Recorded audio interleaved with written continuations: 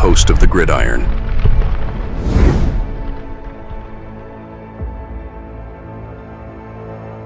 Fourth and goal to go with the 2. 34 seconds left to go in the ball game.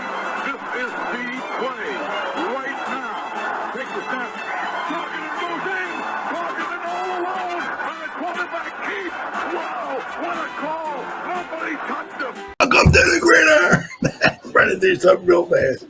If you give this video a thumbs up and maybe share this video, that would be absolutely freaking phenomenal. If you subscribe to my channel, thank you. If not, please go down below, hit the subscribe button, hit that bell icon. And when next time I go live, if I put a video out, you'll be notified. And it's free of charge. It's totally free of charge. What do you got to lose, right? But if you are subscribed to my channel, thank you. If you want to help support my channel out, description box below, very top link in the description box, takes you to my membership page. I got 3 different membership levels. Each one has their own little perks to them. So once again, if you want to help support my channel out, it would mean so much to me. And I thank you in advance. Thank you. And then finally, another link just underneath that. It's in my Facebook group. It's called the New York Giants, the Gridiron. It's my Facebook group. We have over 9,600 members in the group, and it is doing simply marvelous, might I add. Basically, if I'm alive and breathing, if I got internet access, I ain't putting stuff in this group down there 365. It's called the New York Giants, the Gridiron. It's my Facebook group. Please join it. You will not be dissatisfied. I promise. Well, rounds 2 and 3 are in the books. Now, of course, you had that long wait. You had that excitement yesterday, right at the end of the round, first round. We got our quarterback, hopefully of the future, right? So there was that excitement, right? But then, of course, what that did, right? That gave up 2 of our picks today. So that's why there was no 32.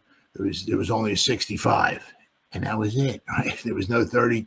No, I'm sorry. There was no 34 and 99. They're gone. So that to get Haxson Dart. Plus, we're going to the 3rd rounder next season. We gave away as well too to get Dart. But if Dart is our quarterback of the future, if 2nd round and 2/3 for the quarterback. It's a lot less than we gave up for Eli. Now, I don't think he's going to be Eli Manning, but we'll have to wait and see, right? So it was just, all those picks, and we just had one guy. So, but, this is one of the ones I was really hoping for and everything. Obviously, not so much Darius Alexander, but I'll take him. But putting somebody next to Sexy. Now, I'll tell you what, I mean, if I posted this in the Facebook group. I mean, with this defense that we have, I'm not saying we're top 5 defense. I'm not saying, greatest defense of all time, but I'm not saying none of that stuff. But if Bowen can't make this defense work, it's time for Bowen to go bye-bye. Right? I mean, this is, we have some, we got some, I mean, we got some depth. Edge rusher, the front wall. We got lots of depth. We got edge rushers and depth there on the interior defensive line and all of that, right? I said maybe we could add somebody else to the secondary, which for a little more added depth. That wouldn't be bad. We have. I mean, we got a bunch of cornerbacks, but if you think Banks, right? We got Flott, we got Trey Hawkins the third, we got Phillips, we got Adebo, so we got some safety. So maybe a little some. What do we got? 105, 154, and we got 2 in the 7th round. So I'm not overly thrilled to death about the 7th round picks, because a lot of times the 7th round picks just don't seem to, pan out. But I mean, I said, if we, these next 2 picks, if we can, get some good player, a couple good players, wouldn't be bad. Of course, the one thing was, we had to give up an extra pick. We gave up 2 to get 1, but that was to get the quarterback, right? So I did hear a lot of guys talking too. If the Giants found their quarterback of the future. I don't mean Daniel Jones. I don't mean where Daniel Jones was here for about 312 years. And 312 years, we were, well, is he the quarterback? Oh yeah, he did good last week, right? And the week before that wasn't so good, but maybe he was injured. But then he had that good game here. But then it was the bad game. Maybe that was the bad offensive. Is he the quarterback of the? Is he good? No, you can't. We can't do this to the year 2030. Can't do it. Can't have it. That would be 6 years. That would be 2030.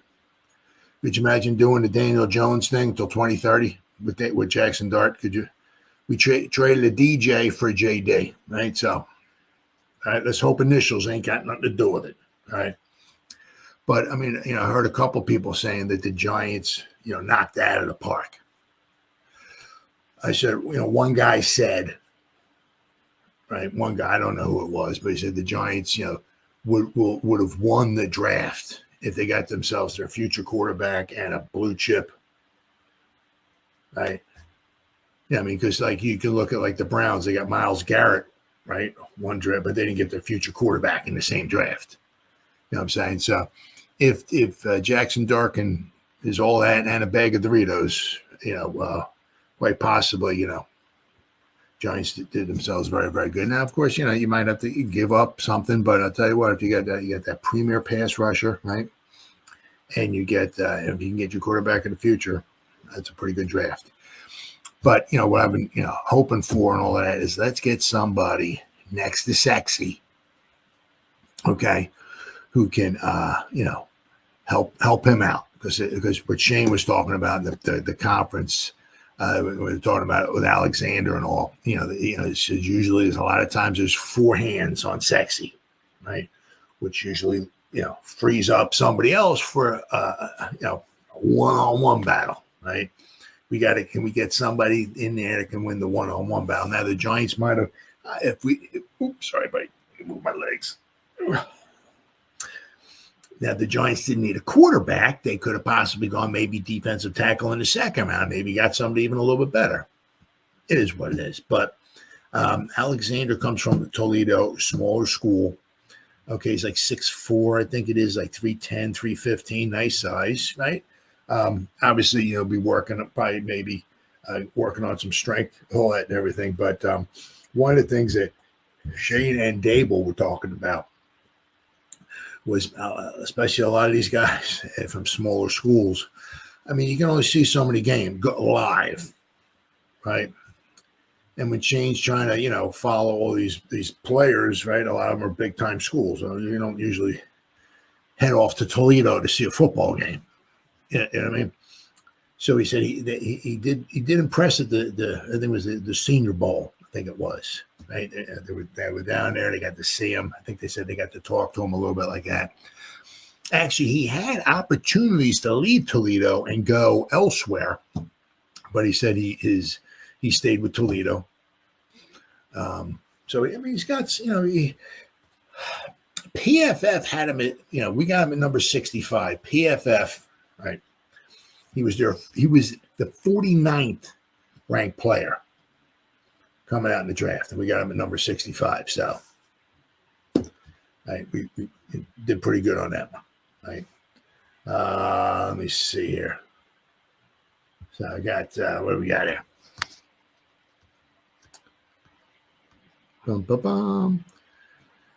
Giants select Darius Alexander, defensive tackle from Toledo in round 3. As I said, between the edge rushers we got and we had a lot of interior defensive linemen as well too. But between these two guys right here, should have a nice front wall there. Really, really should have a nice front wall. Because the Giants had obviously the first pick in the 3rd round. So with the first pick in round 3. Number 65 overall, the Giants on Friday night selected Darius Alexander, a defensive tackle from Toledo. Giants did not have a selection in round 2 after, obviously, they traded up to take Haxson Dart, in which they gave up pick number 34. This is the earliest general manager Joe Schoen has selected a defensive tackle in the 4 drafts he has run for the Giants. Let's see. Valentine. I said this was a need for the Giants. It was. I mean, we have defensive tackle. We got guys we put next to, but Nacho is not. Nacho's depth. I don't know how many guys we're going to wind up keeping. Nacho could be somebody we might even let go. Right? I'm not overly thrilled at that. Elijah Chapman is okay, but we needed somebody a little bit bigger and all of that. Right? So I think that this guy here might be a nice double team with Sexy. And then you look at all the freaking other guys we got. With Burnsy, Kayvon, so should have a good defense. Let's hope the run defense is better. And I said this, if Shane Bowen can't get this defense here to play a little bit better, it's time for Bowen to go. Let's see. Alexander is a good get. This continues an offseason where the Giants have invested heavily in upgrading their defense. So the defense should be much improved. Let's see. Dane Brugler of The Athletic said, Alexander is rangy, defending the run, and the body fluidity and length to displace blocks. He has shown an improved ability to feel the rhythm of blocks to work off contact, but needs to streamline his pass rush with more consistent leverage and sequencing. Overall, Alexander isn't yet the full sum of his impressive parts, but his blend of power, length, and athletic body control give him the makings of a 3-down, scheme versatile NFL starter. Now, let's not forget about the Godfather, right? As far as Patterson, so Patterson's going to be able to work with them, right? So he projects best in an attacking role where he'd be able to maximize his disruptive traits. Okay. So, if he's going one-on-one with somebody, right, that's going to be very beneficial. His peak plays are reminiscent of Leonard Williams. ESPN says in a 3-4 defense, you need a 5 technique who can win in one-on-one situations against offensive tackles while having the power to set the edge. Alexander has exactly that, as well as enough quickness and physical upside to be an effective rusher on 3rd downs. He will be a clean fit in the Giants' 3-man front next to first-round pick Abdul Carter and veteran Brian Burns. The 33rd team says Toledo Rockets defensive tackle Darius Alexander is a rocked-up, twitchy defender who boasts loads of potential in a variety of defensive schemes. Alexander has top-tier length and some flashes of strong gap control at the point of attack. He has the needed strength to live and play in any gap along the front. So, as a pass rusher, he only had, I think it was like, I'll look at his stat. He only didn't have a ton of sacks. But as a pass rusher, Alexander has an explosive first step and surreal power at his disposal when he's well coiled and can unload into blockers with his power rushes. He leans on his heavy hands to jolt with counters or pull blockers off their base. He has his consistency questions and would benefit from refinement of his block leveraging, disengagement skills, and his pass rush plan to be a more constant threat to offenses, but his physical ability is that of an impact starter. So, is this here right? Okay, here we go. Giants selected Darius Alexander in the 3rd round after spending 6 seasons at Toledo. Now, he's 24, but he'll be 25, I think, when the season starts. So, Alexander began his college career in 2019, but did not see any action that season as he redshirted. In 2020, the Indiana native played in 6 games as a reserve and notched 9 tackles and 1 tackle for loss. The following season, Alexander played in 13 games with 3 starts, recorded 21 tackles, a tackle for loss, and 3 passes defensed. So he was out there dropping in coverage, I guess. 2022, Alexander played in 13 games with 1 start and tallied 21 tackles. He played in 14 games with 11 starts in 2023, made the All-MAC third team after posting 36 tackles, 5.5 tackles for loss, 4 sacks, and 3 pass breakups. Last year, Alexander made the All-MAC second team after recording 40 tackles, 7.5 tackles for loss, 3.5 sacks, and 4 passes defensed. He said, "I'm a 3-down defender at the next level," Darius Alexander told Justin Malo of the Draft Network this month. "I love doing the dirty work on early run-stopping downs. That gives me a chance to showcase my motor and physicality. I can uphold my gap and impact the other gaps as well." Alexander played high school football at Wayne in Fort Wayne, Indiana. He was ranked as the number 2,347th overall prospect and the number 214 edge rusher in the class of 2019, according to On3 industry rankings. A weighted average that utilizes all 4 major recruiting media companies. So, all right, we got, where are we at there? Is this it? Okay, and I got this. This was from ESPN. Alexander is a better pass rusher than his 9 sacks over 5 collegiate seasons suggest, and he has the tools to continue to get better. He shoots his hands, locks out, and pushes blockers rushing the passer. He can get off blocks at the top of the rush and mix in a push-pull move. He gets upfield and redirects inside with an arm over move. Alexander got his hands up and had 5 passes defended in 2024. He stacks and sheds blocks defending the run.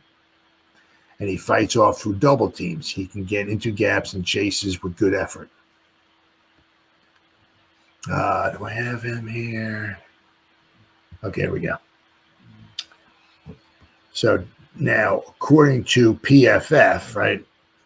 This year he graded out at he was the number 3rd interior defensive lineman. He graded out at a 90. Now, the one thing I like here is that it's Toledo, though, Joe. Got to keep that in mind, right? But in 2022, he graded out at a 77.5. 2023 graded out at 80.6. Then this past season, he graded out at 90.1. So each year he keeps getting better. So with Patterson, hopefully Patterson can keep working on him, refining his skills and all that. And, I don't want to say the sky's the limit for the guy, but, we could have ourselves a pretty nice defensive tackle, interior defensive lineman, whatever you want to call him, for hopefully years to come. So his run defense grade this year was a 90. Once again, it was the Toledo. His pass rush grade was a 78. Okay. Now, this past season, he played in 630 defensive snaps, right? He was in the A gap 8 times. He was in the B gap 545 times. He was over the tackle 49 times. He was outside the tackle 22 times, and he was off ball 6 times. So they had him pretty much all up and down the line of scrimmage. Once again, it was at Toledo. But that was one of the things that with Shane, he was talking about, the schemes that they use. Is very important, to figure that out, because you want to talk to these guys. They did bring him in for a 30 visit. Now, a lot of 30 visits that, Shane's, to be fair also, in the past 2 seasons, right, the past 2 draft class for Shane, right, you're picking number 3 and number 6. How many first rounders you're going to bring in for a 30 visit, right? Like this year, you're picking number 3. There's only going to be a few guys that can possibly be there. So why are you going to waste bringing in somebody who might go and pick number 15 or 16 or say, so they did bring in a lot of guys for these 30 visits, obviously, who were going to go in second round maybe and later. So, but Alexander was certainly one of those guys that came in. So they got to know him quite a bit between, like I think it was the Senior Bowl, meeting him there, and like the 30 visit. And they said he did a very good job at the Senior Bowl. So he jumped off the page at him. So that's another one of the things we got check off right off the list. We got another edge rusher. We got edge rushers out the yin yang. I mean, between Golston, who can, maybe on the outside, maybe he can be defensive end, but on the outside, whatever, right? But I mean, with Kayvon, Burnsy, and some guy by the name of Abdul Carter, right? Who's that guy, right? But now we got somebody next to Dexter, right? So we got a nice front wall there. Out of these next 4 picks, certainly look for somebody maybe in the secondary, right? The other thing too is, I mean, we got a lot of offensive linemen. We got a lot, right? Don't know if they're going to add one in the draft. Would like to see them add somebody in the draft, but we went up and got the quarterback. So we lost it. We did wind up losing a pick. So I have to wait and see what we wind up doing with picks 105 and 154, right? It's not a phenomenal center class. Not that we need a center, but it's not a phenomenal guard class. I don't know if we're going to take a tackle in the 5th round. I don't know. That's something we can maybe attack next season in the draft, right? Or we have some little bit of money. Maybe we can go out there and maybe get ourselves an offense if we need one, right? But we got Andrew Thomas. We know next year. We know we got Runyon Jr. next year. We know we got Michael Schmitz next year, right? We might have to attack the guard and the tackle maybe next season in the draft and free agency. So we'll have to wait and see. But maybe another wide receiver would be nice. Running back maybe at 105. We'll have to wait and see. But so tomorrow we got 4 picks. Like I said, I'm never overly thrilled with the 7th round picks, but you never know, right?